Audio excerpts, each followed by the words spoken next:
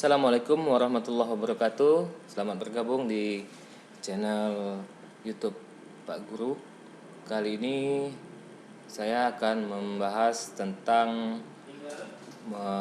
mata pelajaran pemrograman dasar, yaitu salah satu mata pelajaran di jurusan rekayasa perangkat lunak atau di program keahlian TKI. Jadi 3 jurusan di bawah program keahlian TKI, Teknik Komputer dan Informatika, ada TKJ, RPL, dan Multimedia mendapatkan pelajaran pemrograman dasar.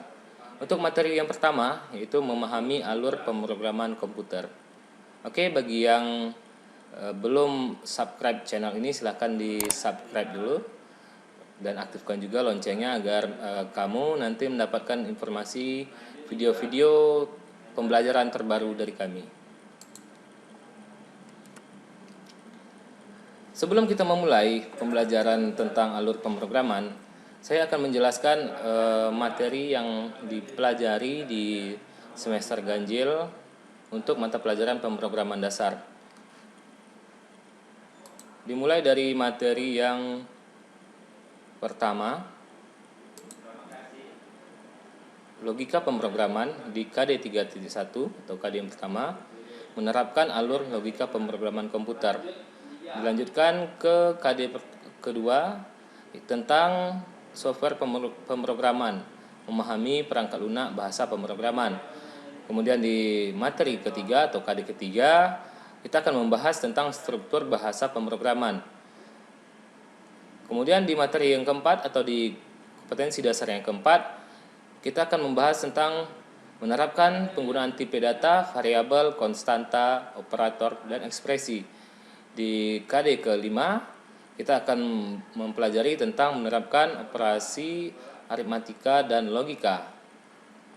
Di KD ke-6 kita akan mempelajari tentang percabangan, yaitu menerapkan struktur kontrol percabangan dalam bahasa pemrograman. Dan yang terakhir di KD ke-7 kita akan membahas tentang struktur kontrol perulangan dalam bahasa pemrograman. Oke. Nah, sekarang kita akan membahas materi yang pertama, logika pemrograman.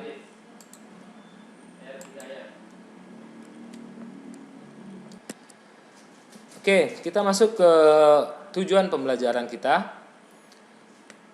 Tujuan pembelajaran memahami alur pemrograman ini adalah yang pertama, nanti siswa dapat menjelaskan pengertian algoritma pemrograman.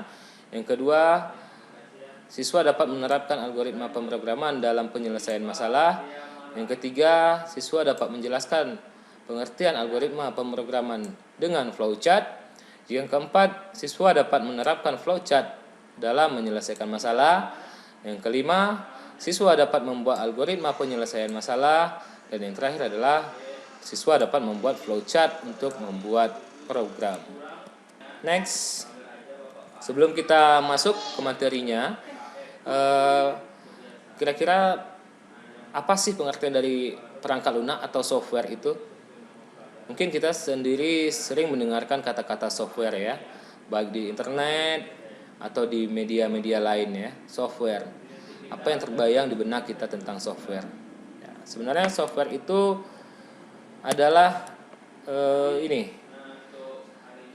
sekumpulan data elektronik yang disimpan dan diatur oleh komputer. Pengertian atau definisi dari perangkat lunak sendiri atau software sendiri ya.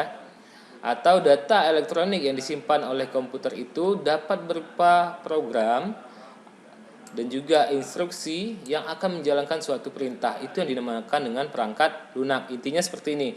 Apa yang ada di dalam komputer Anda ketika Anda menghidupkan komputer itu bisa disebut dengan software ya.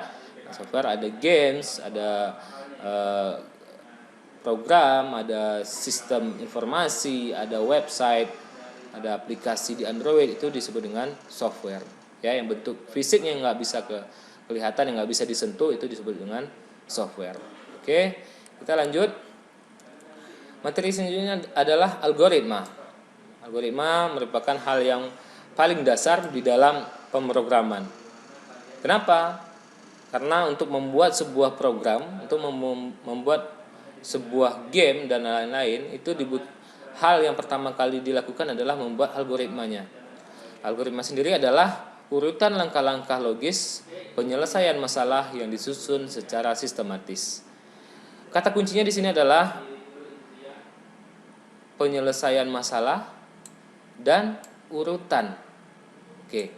Dia adalah urutan, berurut. Jadi dari awal sampai selesai, dari 1 2 3 4 5 sampai selesai, ya. Tujuannya apa? Untuk menyelesaikan masalah, ya. Jadi ada sebuah masalah, ada studi kasus, ada problem, kita selesaikan dengan menggunakan algoritma yang diurutkan, yang dibuat secara berurut dan disusun secara sistematis. Oke, kira-kira definisi dari algoritma seperti itu.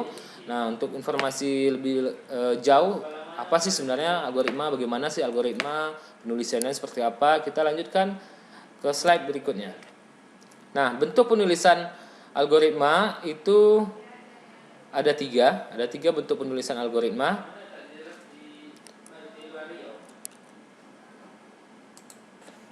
Ada 3 bentuk penulisan algoritma. Yang pertama bahasa natural, ya, maksudnya adalah penulisan algoritma dengan menggunakan bahasa sehari-hari yang kita pakai sehari-hari. Contoh paling gampang adalah ketika Anda melihat bungkus mie instan, di belakang bungkus mie instan tersebut ada cara memasaknya, masak mie instan, ya. Nah, itu adalah contoh penulisan algoritma. Yang pertama ada 1, panaskan air, 2, masukkan mie-nya, dan selanjutnya itu penulisan algoritma dalam bentuk bahasa natural atau bahasa sehari-hari. Kemudian bentuk penulisan algoritma yang kedua adalah pseudokode. Pseudokode di sini menggunakan penggalan kode program atau bahasa program. Jadi tidak secara utuh bahasa program, hanya penggalan-penggalannya saja, ya. Jadi kalau di awal di bahasa natural ini menggunakan bahasa sehari-hari, kalau di pseudokode ini menggunakan bahasa program. Oke. Next, yang terakhir bentuk penulisan algoritma yang ketiga adalah flowchart. Flowchart atau disebut orang bagan alir itu merupakan salah satu bentuk penulisan algoritma yang menggunakan notasi dan simbol-simbol. Berbeda dari 2 bentuk penulisan yang sebelumnya, flowchart ini dibuat menggunakan notasi atau gambar atau simbol, ya. Oke, bagaimana bentuknya? Ini kita bahas satu persatu. Yang pertama, contoh algoritma menggunakan bahasa natural. Kasusnya adalah, atau masalahnya adalah ini. Bagaimana cara mengirim surat? Jadi saya buat judulnya algoritma mengirim surat. Langkah-langkahnya adalah ini. Yang pertama, siapkan peralatan tulis, kemudian menulis surat. Kemudian yang ketiga, surat dimasukkan ke amplop. Yang keempat, amplop ditempeli perangko secukupnya. Kelima, pergi ke kantor pos terdekat untuk mengirimkannya. Keenam, surat siap dikirim. Oke. Poinnya tadi di sini adalah urutan langkah-langkah, ya. Jadi penting diketahui bersama untuk penulisan algoritma menggunakan bahasa natural dan pseudokode itu harus menuliskan angkanya 1 2 3 atau A B C D, harus berurut, ya. Ini poin pentingnya. Dan untuk langkah yang terakhir itu adalah langkah di mana masalah ini terselesaikan atau terpecahkan. Masalahnya adalah bagaimana mengirim surat. Di langkah yang terakhir atau langkah yang keenam, surat siap dikirim. Berarti sudah selesai, seperti itu. Kita lihat contoh yang lain, masih di bahasa natural, ya. Contoh kedua adalah algoritma menghitung luas persegi panjang. Masalahnya ini bagaimana cara menghitung luas persegi panjang. Yang pertama, masukkan nilai panjang atau P. Yang kedua, masukkan nilai lebar atau L. Yang ketiga, hitung luas dengan rumus P kali L atau panjang kali lebar. Kemudian tampilkan luas. Ya, selesai. Simpel sekali. Menggunakan bahasa natural. Ya, yang penting ada urutan, nomornya, bahasanya sistematis, nggak bertele-tele. Ya, seperti itu.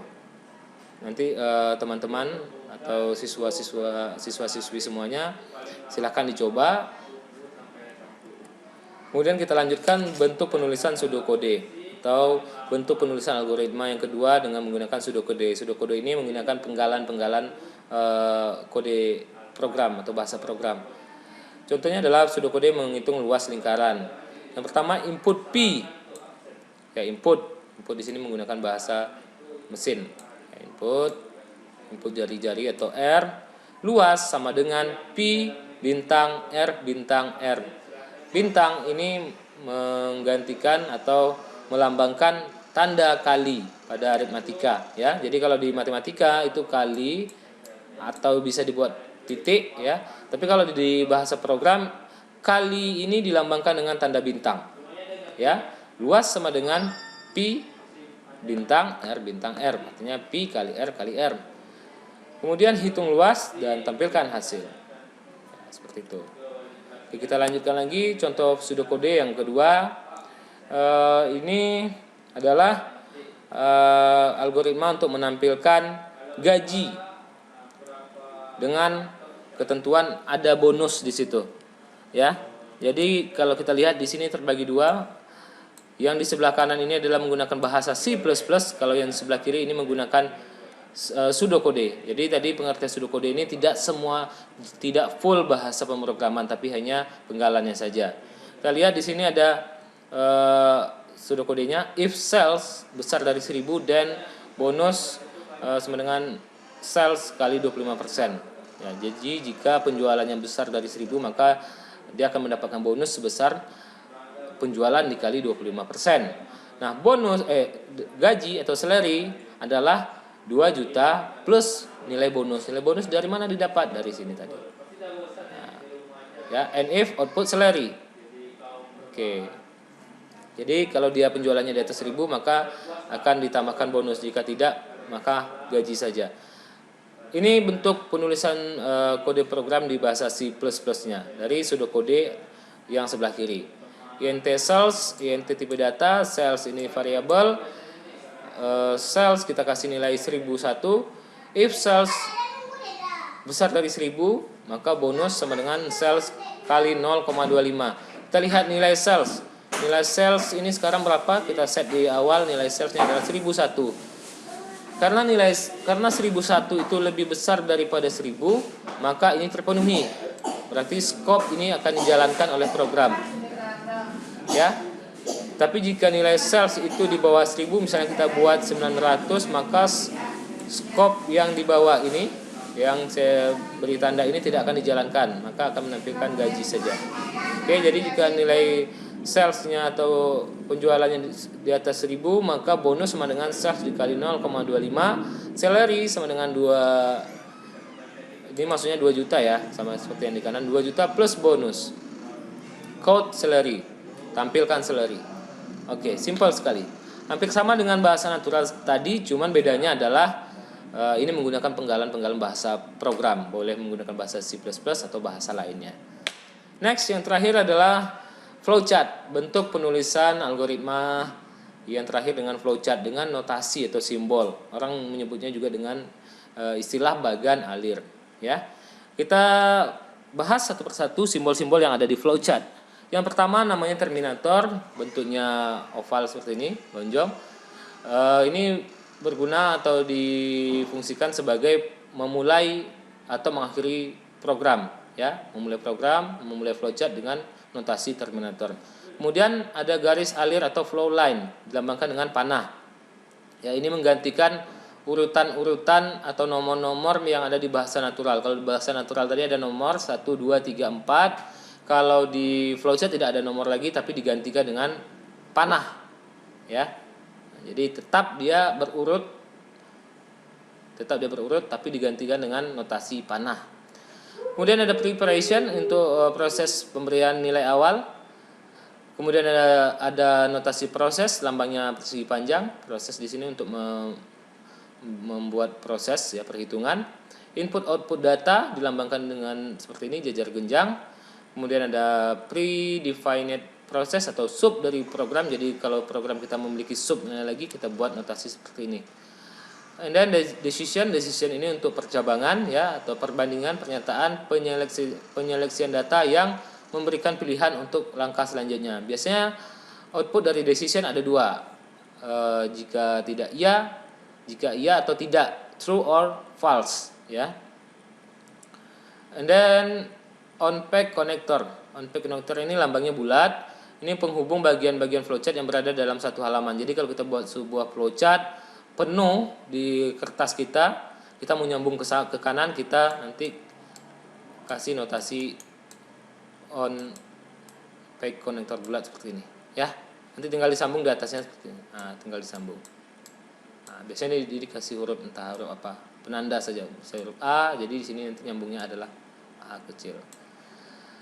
Kemudian yang bawah, yang terakhir adalah off peg connector. Ini penghubung flowchart yang berada pada halaman yang berbeda. Jadi kalau kita menggambarkan sebuah flowchart itu sudah penuh di halaman kita, dan kita akan menyambung ke halaman sebelahnya atau selanjutnya menggunakan off peg connector. Kalau tadi on peg itu masih di halaman yang sama, kalau off peg ini udah pindah halaman. Oke, seperti itu. Cara penggunaannya sama. Next, contoh flowchart. Di sini ada flowchart ditulis dengan bahasa pseudocode, ya. Flowchart menghitung luas segitiga. Ini terminator. Terus ada flow line, ya, mulai flow line ke bawah. Ada input, notasi input alas, kemudian ke bawah lagi input tinggi, kemudian ke bawah lagi ada notasi proses luas sama dengan setengah kali alas kali tinggi. Kemudian ada output, ya, notasi input output itu sama. Print luas, kemudian di bawah sekali ada notasi terminator lagi, yaitu untuk mengakhirinya. Selesai. Oke. Next, contoh flowchart berikutnya. Ini ada flowchart mencari buku di perpustakaan. Simple sekali. Dimulai dengan simbol mulai atau terminator, kemudian dilanjutkan ke bawah ada mencari buku, simbol input. Ke bawah lagi ada proses, judul buku, penerbit, penulis, tahun terbit. Di bawah lagi ada output, ya, simbol hasil. Bisa menggunakan seperti ini atau seperti ini, output atau result, ya. Terus di bawah sekali selesai. Ditulis dengan notasi terminator atau selesai. Oke, cukup materi kita tentang alur pemrograman komputer. Materi yang kita bahas tadi adalah algoritma. Kita ambil kesimpulan. Algoritma itu adalah langkah-langkah logis dalam menyelesaikan masalah yang disusun secara sistematis, ya. Poinnya, kata kuncinya adalah dia menyelesaikan masalah dan dibuat secara berurutan. Seperti itu algoritma. Algoritma dapat ditulis menjadi 3 bagian. Yang pertama ditulis dengan bahasa natural, yang kedua dengan pseudocode, dan yang terakhir itu dengan flowchart yang barusan kita bahas tadi. Oke, sekian dulu materi kita hari ini tentang alur pemrograman komputer di mata pelajaran pemrograman dasar. Selanjutnya nanti akan dilanjutkan ke KD. Untuk materi selanjutnya, di pertemuan selanjutnya kita akan membahas materi kedua, yaitu memahami perangkat lunak bahasa pemrograman, dan prakteknya adalah melakukan instalasi perangkat lunak bahasa pemrograman. Sekian materi dari saya. Bagi teman-teman yang sudah menyimak video ini, saya ucapkan terima kasih. Semoga ilmunya bermanfaat. Jazakumullah khairan. Jangan lupa share to other, share ke kawan-kawan kalian yang lain biar makin banyak yang mendapatkan ilmunya. Jangan lupa like, subscribe. Sekian dari saya. Assalamualaikum warahmatullahi wabarakatuh.